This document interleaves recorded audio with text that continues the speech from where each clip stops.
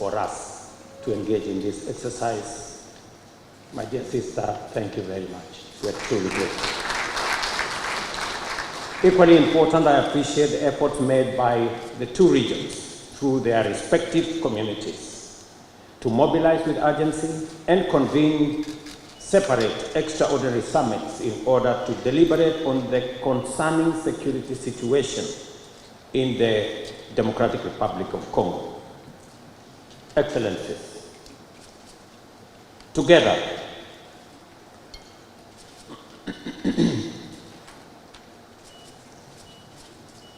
we find ourselves standing face to face with a grave and protracted security, diplomatic, and humanitarian crisis in DRC, a situation that demands our immediate, collective, and sustained attention.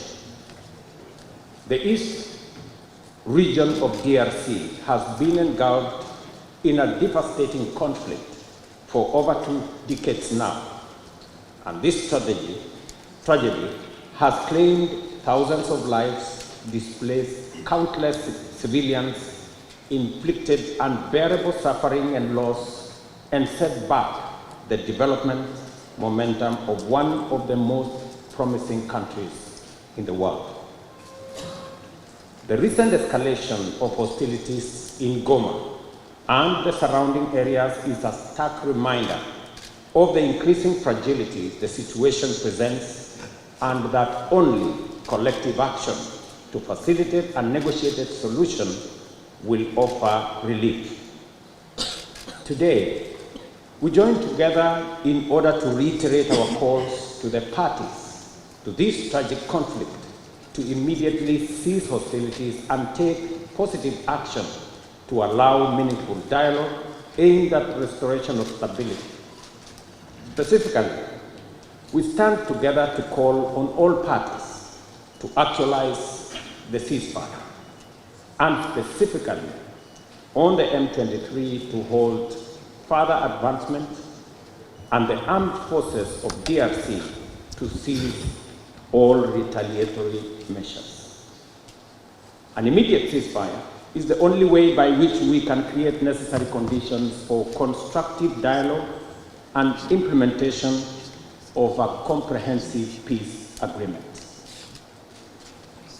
As members of the African Union and United Nations, we stand bound by fundamental principles of respect for the territorial integrity and sovereignty of nations and the principle of good neighborliness. These twin principles are the surest safeguards for the realization of peaceful coexistence. Equally, as responsible members of the international community are bound by the obligation to ensure the safety of diplomatic assets, civilians, and personnel, as well as peacekeepers within our countries. The wanton disregard for the sanctity of life, diplomatic missions, and peacekeeping, and peacekeepers as well, is not only a brazen demonstration of lawless and unprincipled pursuit of violent harm and destruction, it is a grave affront to the rules-based international order. Excellencies, our presence here underscores our consensus that the time for action is now. The lives of millions depend on our ability to navigate this complex and challenging situation with wisdom, clarity of mind, empathy for the millions whose lives and livelihoods have been plunged into uncertainty, concern for DRC's lost opportunity to accelerate its growth and development, and a steadfast commitment to peace and justice. A terrible yet indisputable act is that the humanitarian cost of the conflict in the DRC has been staggering. Millions of civilians have been displaced and many lives under the persistent threat of violence, including sexual and gender-based violence against women and children, and the recruitment of children to take part in combat. We have a historic opportunity to rise to our moral duty of making the protection of civilians our foremost priority and of taking measures to ensure that the necessary resources and support are provided. For many well-known reasons, the situation in DRC implicates the broader global community. Therefore, we call upon the international community to step up and do its part in supporting regional efforts in delivering for the DRC and critically collaborating with the government of the DRC to deliver support and security to those most in need.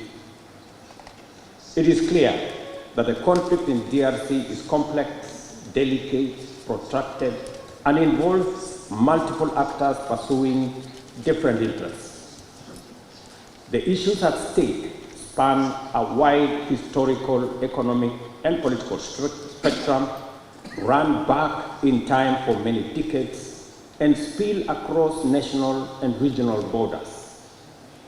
There is also a clandestine international dimension at work, whose persistent, cynical, and destructive effects must neither be underestimated or ignored any longer.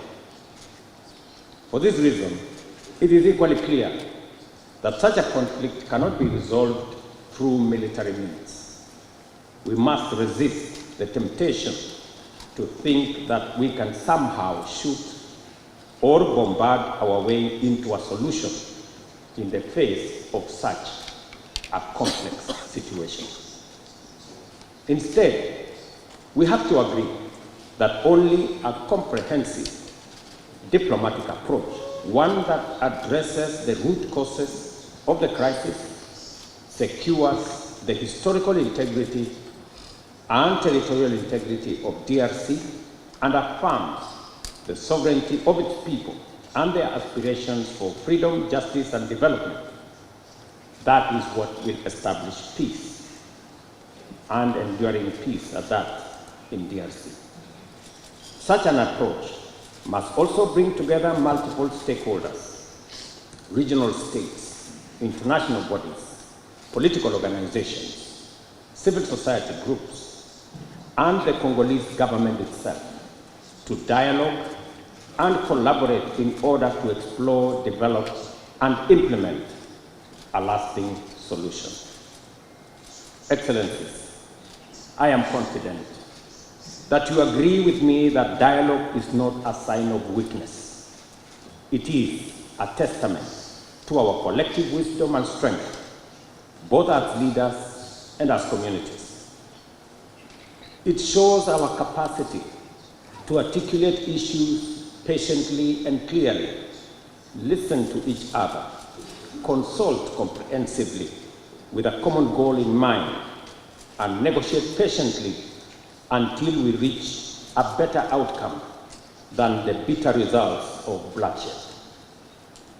It is in this spirit that we must encourage all parties to put aside their differences and mobilize for engagement in constructive dialogue aimed at achieving the sustainable solution of conflict by peacefully addressing all underlying issues. I believe that we have a singular opportunity to build on the gains and lessons of Rwanda and Nairobi peace processes. We have a historic opportunity as the broader neighborhood of the DRC to mobilize our collective will into a fused, single, and coherent initiative towards the resolution of this complex crisis. Such an approach will bring all our assets to bear and minimize the possibility of parallel initiatives that duplicate and undermine progress, including creating unnecessary competition as we strive for peace. My dear brothers and sisters, this calls for our unwavering political support.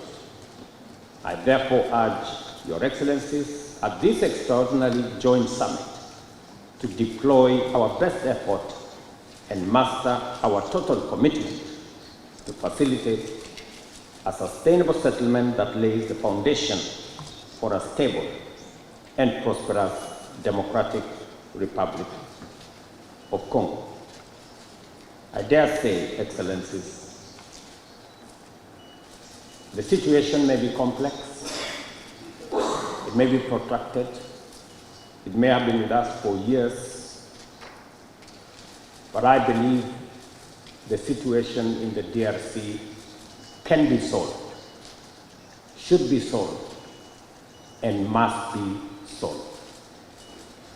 For this reason, it may also be prudent for the consolidated single EAC-SADC initiative on this matter to be supported by a strong secretariat that can provide the necessary coordination, monitoring, and enforcement to ensure effective implementation of outcomes. The international community must stand in solidarity with the people of DRC during this time by aligning their support with this initiative. I conclude, Excellencies, by affirming our robust commitment to achieving sustainable peace and development and integration across the region. The security of DRC is essential not only for the stability of the country, but also to the prosperity and cohesion of the entire EAC and SADC. We call upon all parties to prioritize dialogue, cooperation, and above all, the protection of civilian lives. I thank you once again for being able to be here on this very important mission. It is a historic mission because for the first time, two regional economic blocs come together as a testament of the seriousness of the challenge we face, but also underscoring our commitment to provide leadership